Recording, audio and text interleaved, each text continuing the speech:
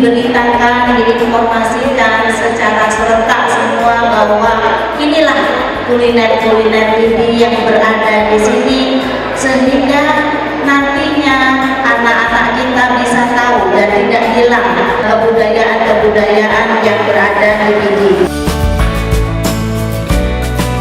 Wakil Ketua Tim Penggerak PKK dan Dekranasda Aceh, Dia Ertidawati, mengajak seluruh masyarakat untuk terus melestarikan adat dan budaya Aceh di tengah gempuran budaya asing yang masuk ke setiap lini kehidupan masyarakat. Hal tersebut dikatakan istri Wakil Gubernur Aceh saat menghadiri Festival Kuliner Pidi di Gedung Mesapat Urung Pidi, Selasa 3 April 2018.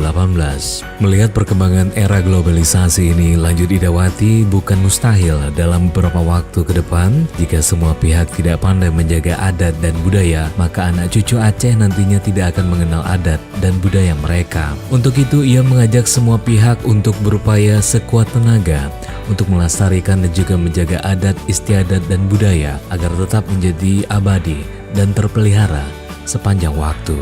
Idawati juga menyebutkan salah satu bagian dari warisan budaya Aceh adalah makanan khas atau kuliner khas yang mempunyai cita rasa unik dan sangat lezat. Kelezatan rasa itu, lanjut Idawati, berasal dari cara memasak yang khusus, ditambah dengan racikan bumbu-bumbu alami dan bahan-bahan yang segar. Idawati juga menjelaskan tiap-tiap wilayah di Aceh memiliki kuliner khasnya masing-masing.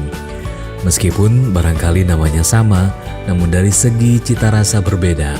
Misalnya seperti gulai kambing atau si kameng, Aceh besar, berbeda bumbu masak dan cita rasanya dengan gulai kambing di tempat yang lain.